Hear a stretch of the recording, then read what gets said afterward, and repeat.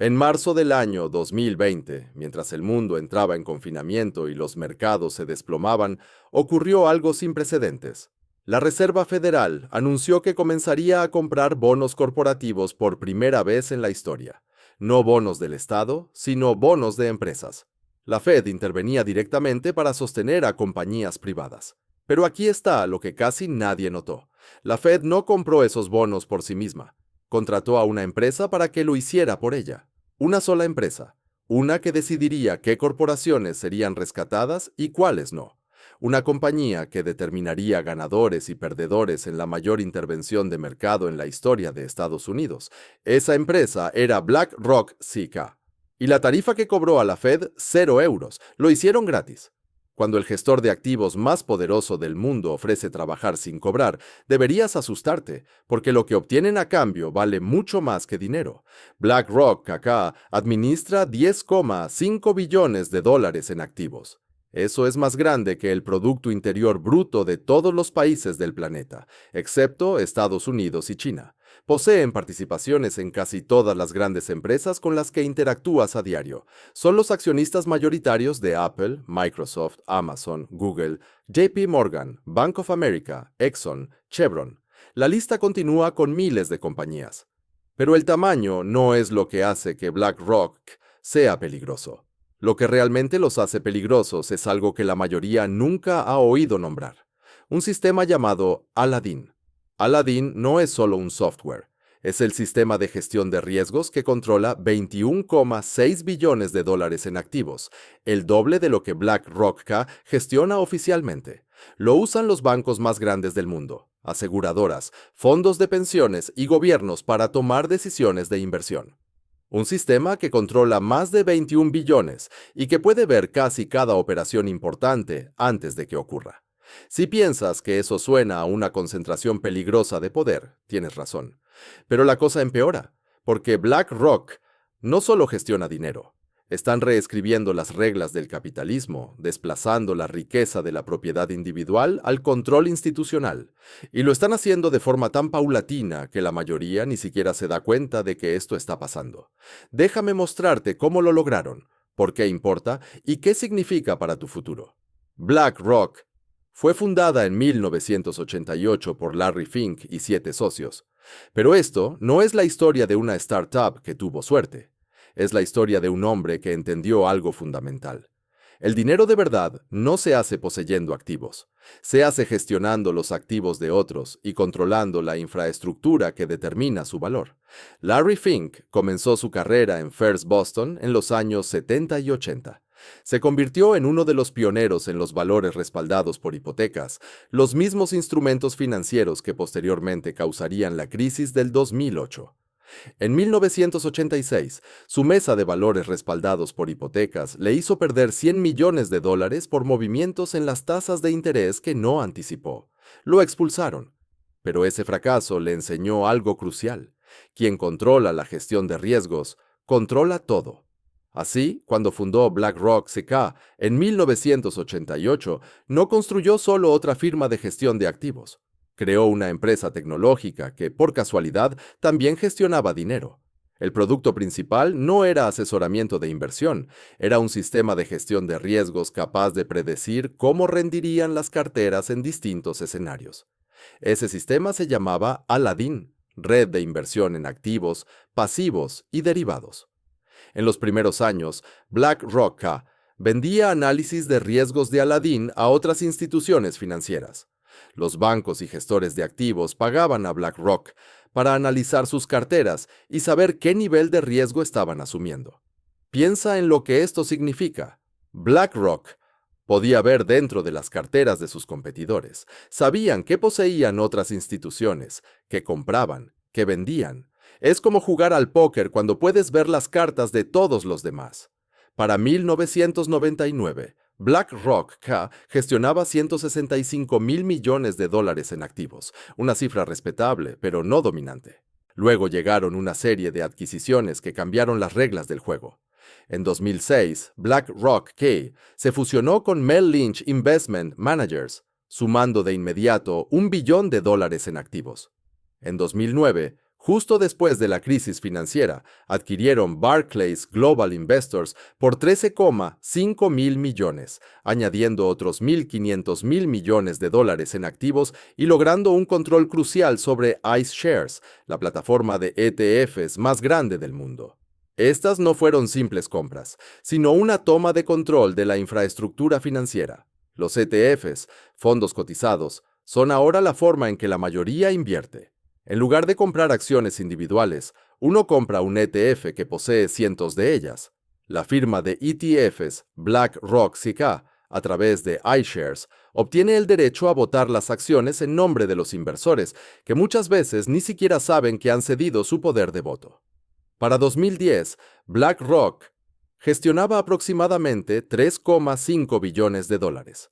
En 2020, esa cifra había subido a 8,7 billones y en 2026 ya estaban en 10,5 billones, pero esa cifra puede ser engañosa.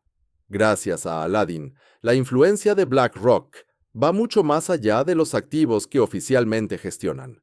A fecha de 2026, más de 240 instituciones financieras usan Aladdin para gestionar riesgos. Entre todas, controlan en conjunto más de 21,6 billones de dólares en activos. Cada día, Aladdin procesa 250 millones de operaciones. Analiza riesgos para fondos de pensiones, fondos soberanos, bancos centrales, aseguradoras y bancos comerciales. BlackRock aquí no solo ve lo que poseen a través de Aladdin, ve lo que todos tienen. Y aquí es donde la cosa se pone realmente interesante. En tiempos de crisis, los gobiernos no llaman a economistas universitarios ni a think tanks de política. Llaman a BlackRock KKK. En 2008, cuando colapsó Bear Stearns, la Reserva Federal contrató a BlackRock CK para analizar los activos de Bear Stearns y determinar su valor. Cuando AIG implosionó, el Tesoro también contrató a BlackRock CK para tasar sus activos. Cuando la Reserva Federal necesitó deshacer su cartera de valores respaldados por hipotecas tras la implementación de la flexibilización cuantitativa, contrataron a BlackRock KK. En marzo de 2020, cuando la Fed decidió comprar bonos corporativos por primera vez, contrataron a BlackRock para seleccionar qué bonos comprar, ejecutar las compras y gestionar la cartera. BlackRock CK se convirtió, en esencia, en el brazo externalizado de gestión de inversiones del gobierno de Estados Unidos. Y además, lo hicieron sin cobrar un solo céntimo, sin tarifas. ¿Por qué? Porque lo que obtuvieron a cambio era mucho más valioso que los honorarios. Consiguieron acceso privilegiado a información sobre las políticas gubernamentales. Pudieron influir en qué empresas recibían dinero de rescate. Tuvieron la oportunidad de posicionar sus propios fondos antes de que esas intervenciones se hicieran públicas. Ganaron credibilidad como la firma en la que el gobierno confiaba en momentos de crisis. El valor de ese acceso no tiene precio, pero la transferencia de riqueza real no sucede solo a través de rescates y gestión de crisis. Ocurre mediante un mecanismo mucho más silencioso: el cambio sistemático del ownership individual al ownership institucional. Así funciona. Después de 2008, BlackRock identificó la vivienda como la próxima gran categoría de activos para financiarizar, no el inmobiliario comercial, que ya estaba institucionalizado, sino la vivienda residencial, las casas unifamiliares, los hogares donde viven las familias. En 2012, crearon una nueva categoría de activos llamada titulización de viviendas unifamiliares en alquiler. Agrupaban casas en alquiler en productos financieros, igual que los valores respaldados por hipotecas, y los vendían a inversores como una categoría de inversión nueva. En ese momento, parecía una estrategia de nicho.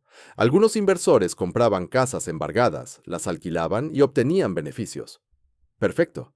Pero mira lo que ocurrió después de marzo de 2020. Entre abril de 2020 y diciembre de 2021, firmas de inversión compraron más de 574,000 casas unifamiliares en Estados Unidos, no para venderlas después, ni para vivir en ellas, sino para alquilarlas de forma permanente. ¿Quiénes fueron los mayores compradores? Invitation Homes, American Homes for Rent, Progress Residential. ¿Y quiénes tenían las mayores participaciones en esas empresas?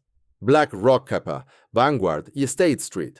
En mercados como Phoenix, Atlanta, Charlotte y Jacksonville, los inversores institucionales ahora poseen más del 20% de todas las casas unifamiliares en alquiler. En algunos códigos postales, su porcentaje supera el 40%. Aquí tienes por qué esto importa. Cuando las grandes instituciones adquieren viviendas a gran escala, los compradores particulares no tienen ninguna oportunidad de competir. Un algoritmo que aprueba financiación al instante siempre estará por encima de una familia que necesita una hipoteca. Cuando las instituciones poseen viviendas en alquiler a gran escala, pueden coordinar subidas de precios en mercados enteros sin necesidad de colusión explícita. El resultado es que las tasas de propiedad de vivienda en Estados Unidos para personas menores de 40 años han caído del 43% en 2005 al 37,2% en 2026. No porque los jóvenes no quieran comprar casa, sino porque están siendo sistemáticamente desplazados por instituciones con capital ilimitado. Y esas instituciones están financiadas por fondos de pensiones, compañías de seguros y fondos de retiro que usan Aladdin para gestionar riesgos e invierten en ETFs de BlackRock. Tú estás financiando tu propia desposesión, pero la vivienda es solo una pieza del rompecabezas. La transformación más profunda está ocurriendo en la propiedad corporativa en sí misma. A 2026, BlackRock, Vanguard y State Street controlan aproximadamente 22 billones de euros en activos a través de sus plataformas de ETFs. Son los mayores accionistas en el 88% de las empresas del índice S&P 500. Esto crea algo sin precedentes en el capitalismo: la propiedad común. Cuando las mismas tres instituciones poseen participaciones mayoritarias en todas las aerolíneas, no tienen incentivos para competir en precios. Cuando las mismas tres controlan la mayoría de las acciones en todas las farmacéuticas, no les interesa reducir los costes de los medicamentos.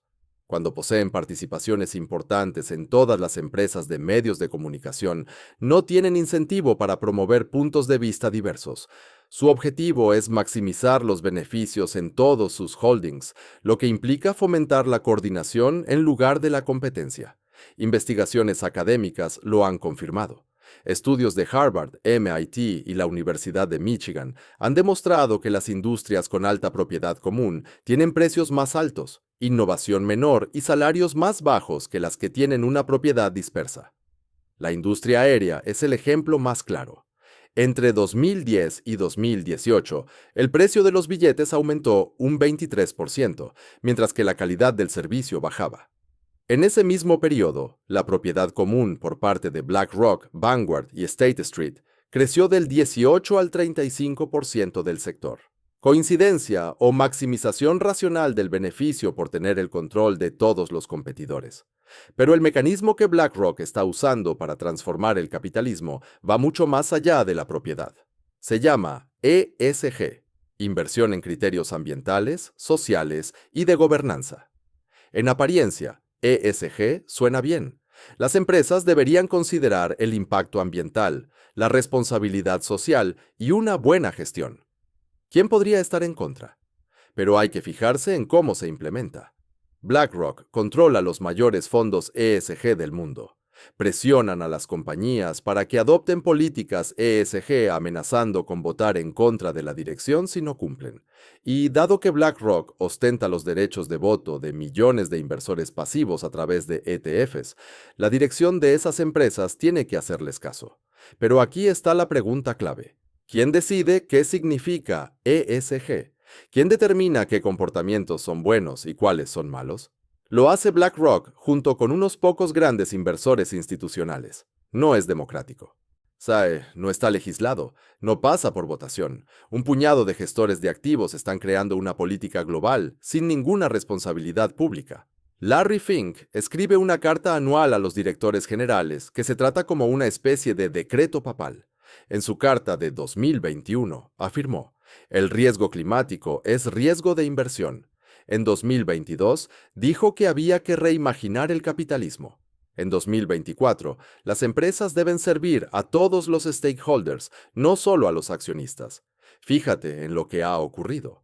Pasamos de invertir responsablemente a redefinir el capitalismo en solo 3 años, y aquí es donde todo se vuelve todavía más oscuro. Las políticas ESG benefician sistemáticamente a las grandes corporaciones y perjudican a las pequeñas. Los requisitos para reportar emisiones de carbono son fáciles para ExxonMobil, con un equipo de cumplimiento de 1000 personas. imposibles para una pequeña empresa de transporte. Las cuotas de diversidad son sencillas para Google, con departamentos de recursos humanos en cada oficina, pero difíciles para una pequeña empresa familiar de fabricación. La ESG crea barreras que consolidan a las grandes corporaciones y eliminan a los pequeños competidores, y esas grandes corporaciones están en manos de BlackRock KKK. Esto no es casualidad. Es el resultado predecible cuando las mismas instituciones controlan todo y utilizan esa propiedad para redactar reglas que les benefician a ellos mismos. Ahora, vamos a hablar específicamente del sistema Aladdin, porque aquí es donde el poder de BlackRock se vuelve realmente peligroso. Aladdin no solo analiza el riesgo, sino que lo moldea a la realidad. Cuando 140 instituciones que gestionan aproximadamente 21 billones de dólares utilizan el mismo modelo de riesgo, ven el riesgo de la misma manera, responden al riesgo igual, compran y venden en las mismas fechas. Esto genera una fragilidad sistémica disfrazada de seguridad. En 2020, cuando la pandemia de COVID-19 golpeó, cada institución que usaba Aladdin vio las mismas señales de riesgo y vendió los mismos activos de forma simultánea. Esa fue una de las razones por las que los mercados cayeron un 34% en 3 semanas, la caída más rápida de la historia. Luego, la Reserva Federal anunció una intervención. Los modelos de Aladdin se actualizaron y todos comenzaron a comprar al mismo tiempo. Los mercados se recuperaron alcanzando nuevos máximos en menos de 6 meses. ¿Fue esto una respuesta saludable del mercado o fue un mecanismo algorítmico coordinado por un solo sistema? Aún más preocupante, porque Aladdin puede ver las operaciones antes de que se ejecuten. En teoría, BlackRock tiene conocimiento avanzado de los movimientos importantes del mercado, no por insider trading en el sentido legal, sino porque puede anticipar patrones en la estructura del mercado que nadie más tiene. Es como si un jugador de ajedrez pudiera ver cada movimiento que el resto planea antes de hacerlo. BlackRock dirá que tienen muros chinos, sistemas de cumplimiento y directrices éticas que evitan su uso indebido. Quizás sea así, pero la ventaja estructural existe independientemente de si la explotan o no.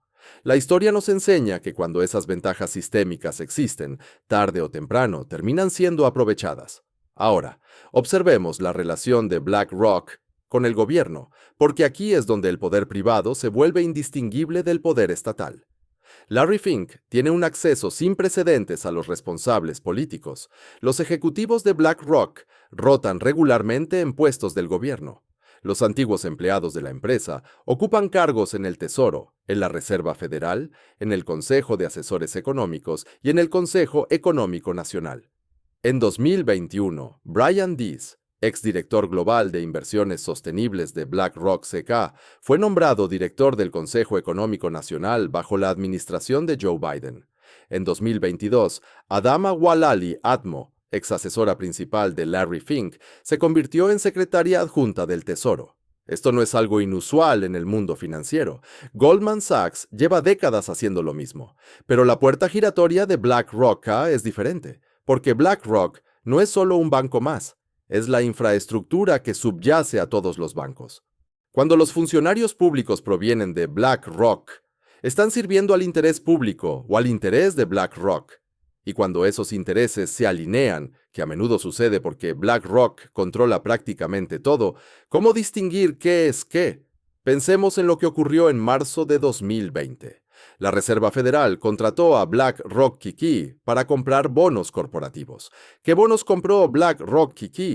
Curiosamente, muchos eran bonos emitidos por empresas en las que los propios fondos cotizados en bolsa de BlackRock tenían grandes participaciones. BlackRock utilizó dinero público para adquirir activos que sostenían el valor de sus propios fondos. Aseguraron que todo esto fue una coincidencia. La mayoría de las grandes empresas tienen participaciones en sus fondos, por lo que cualquier programa de compra de bonos corporativos se solapaba con sus intereses. Tal vez sea así, o tal vez revela un problema más profundo. Cuando una institución es tan grande que el conflicto de intereses se vuelve irrelevante, porque sus intereses son los intereses de todos, hemos dejado el capitalismo para adentrarnos en otra cosa. Algunos le llaman corporativismo, otros capitalismo de partes interesadas. Algunos lo llaman neofeudalismo. Da igual el nombre. Lo que significa es un sistema donde no se poseen activos, sino que se renta el acceso a activos que pertenecen a instituciones. No eres dueño de una casa. La alquilas a través de empresas como Invitation Homes. No posees acciones, las alquilas o las gestionas mediante fondos y fideicomisos. Posees acciones de fondos cotizados, ETFs, que otorgan a BlackRock el control decisivo en las votaciones. Sin embargo, tú no eres dueño de tu jubilación. Está gestionada por un sistema que prioriza los beneficios de las instituciones por encima de tu seguridad individual. Este es el mundo que BlackRock está construyendo y no lo esconden. En el Foro Económico Mundial de 2016 se mostró un vídeo promocional con el lema "No tendrás nada y serás feliz". Klaus Schwab no ideó esa visión por sí solo. Se desarrolló en colaboración con instituciones como BlackRock Secaca, que ya estaban implementándola. No ser dueño de nada, alquilar todo. Que las instituciones gestionen los activos. Tú solo pagas cuotas de suscripción para acceder a viviendas, transporte, alimentación, entretenimiento y, eventualmente, atención sanitaria, educación y todo lo demás. Esto no es una teoría conspirativa. Es la visión claramente declarada que se está llevando a cabo en este preciso momento.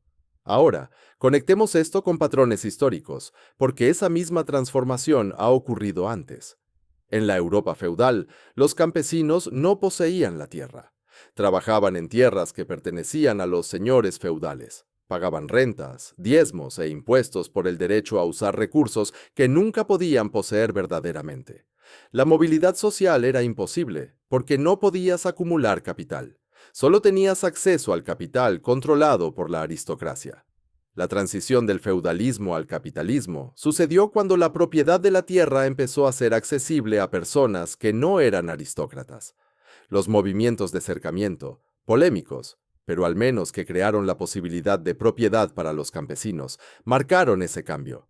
Durante 3 siglos, el capitalismo significó que podías ser dueño de cosas, comprar una granja, poseerla, emprender un negocio, ser dueño de él, comprar una vivienda, tenerla en propiedad, construir riqueza a través de la propiedad, heredarla a tus hijos. Esa propiedad nunca fue universal. Siempre existieron élites adineradas que poseían más, pero la posibilidad de acceder a ella existía. A través del trabajo y el ahorro, podías acumular posesiones. Lo que BlackRock y similares están haciendo es revertir esa tendencia de 300 años. Nos están regresando a un mundo donde las personas comunes no poseen activos, sino que alquilan el acceso a activos que pertenecen a una nueva aristocracia, una aristocracia de inversores institucionales. La diferencia con el feudalismo es que los nuevos señores no son nobles individuales, son instituciones sin rostro, gestionadas por algoritmos y controladas por una élite financiera aún más concentrada que la aristocracia medieval. Al menos en la época feudal, había cientos de señores con intereses enfrentados. En el sistema actual, hay 3 empresas, BlackRock, Vanguard y State Street, que poseen casi todo. Y, a diferencia de los señores feudales, que estaban ligados geográficamente y por tanto rendían cuentas a las comunidades locales, estas instituciones son globales y no responden a nadie. ¿Quiénes ganan en el sistema de BlackRock, CAC? Los inversores institucionales, fondos de pensiones, fondos de patrimonio, fondos soberanos y personas con un patrimonio neto ultra alto que pueden acceder a inversiones alternativas. Ellos obtienen beneficios del aumento de los activos y del ingreso por rentas. El 10% de los mayores poseedores de riqueza en Estados Unidos controla el 89% de todas las acciones. El modelo de BlackRock aquí concentra aún más los beneficios en ese 10%. Larry Fink, el CEO, tiene un patrimonio estimado en más de $1.200 millones. Los ejecutivos y accionistas de BlackRock Kiki capturan una riqueza inmensa. Las instituciones que usan Aladdin, su plataforma de gestión, disfrutan de ventajas informacionales. ¿Y quiénes pierden? Quienes esperaban hacer fortuna a través de la propiedad. Los jóvenes que no pueden comprar viviendas porque las instituciones las acaparan. Los trabajadores cuyos empleadores priorizan los criterios ESG, ambientales, sociales y de gobernanza, por encima de sus salarios.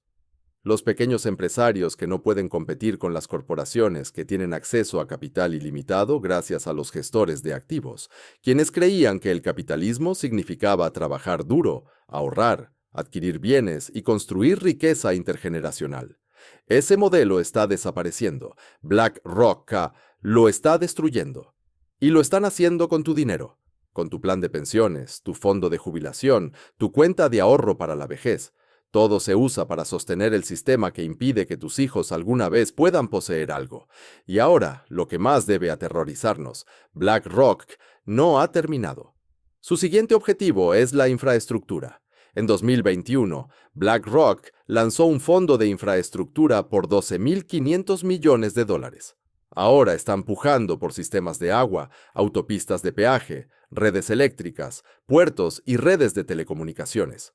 Los sistemas esenciales de los que depende la sociedad están siendo privatizados y adquiridos por inversores institucionales. Cuando BlackRock posee el sistema de agua, la red eléctrica y las autopistas en tu ciudad, no solo alquilas tu vivienda de ellos, alquilas el acceso a la civilización misma. Esto ya está ocurriendo. En 2023, los fondos de infraestructura de BlackRock CK adquirieron participaciones y sistemas de agua que sirven a 14 millones de estadounidenses. En 2024, compraron intereses mayoritarios en redes de energía renovable en 5 estados.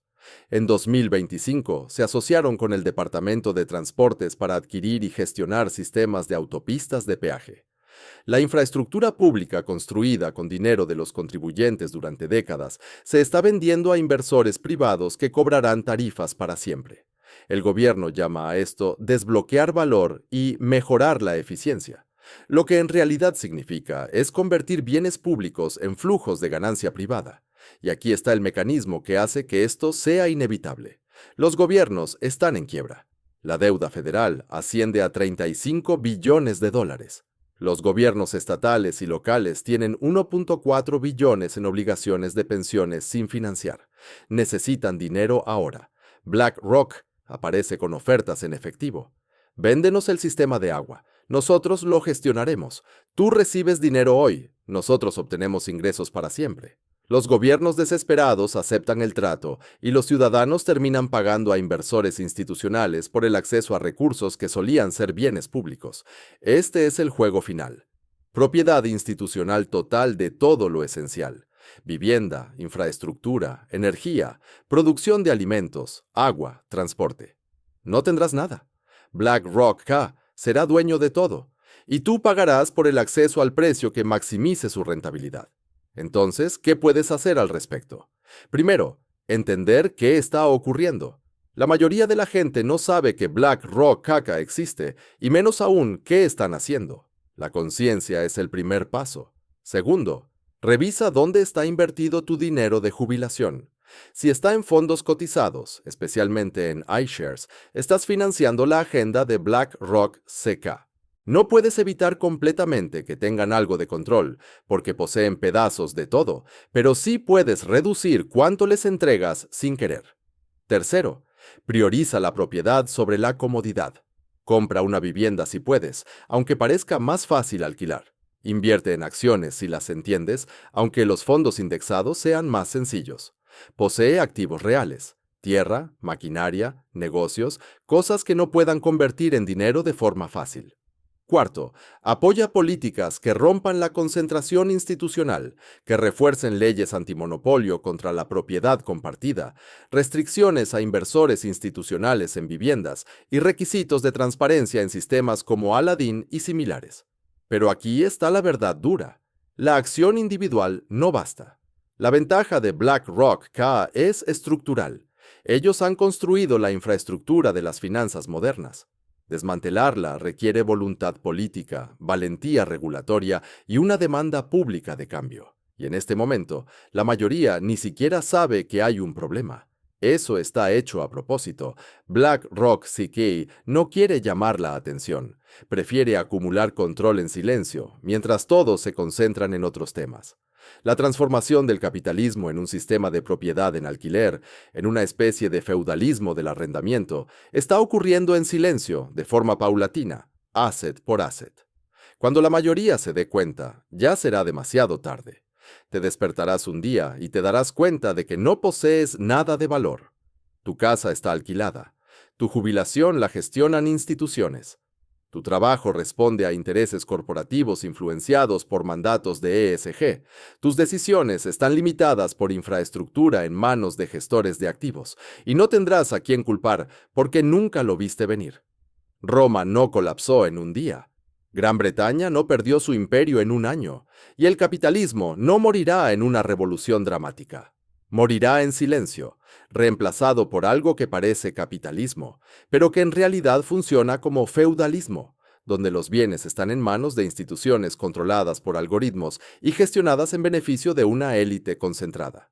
BlackRock no es malvada. Son actores racionales que maximizan beneficios dentro de un sistema que permite e incluso fomenta su comportamiento. Pero el sistema que están construyendo es uno en el que no poseerás nada, donde el control institucional reemplaza la propiedad individual, donde la riqueza se concentra en la élite financiera, mientras la mayoría solo alquila el acceso a bienes que nunca podrán poseer. Esto no es una conspiración. Es la visión que expresamente han declarado, y tienen en su poder 10.500.000 millones de dólares en activos, 21.600.000 millones bajo gestión de riesgos y acceso ilimitado al poder del Estado para convertirlo en realidad. La pregunta es si suficiente gente se dará cuenta a tiempo para detenerlo, o si aceptaremos el feudalismo en forma de alquiler porque llegó tan lentamente que nunca nos dimos cuenta de que la propiedad se nos escapaba.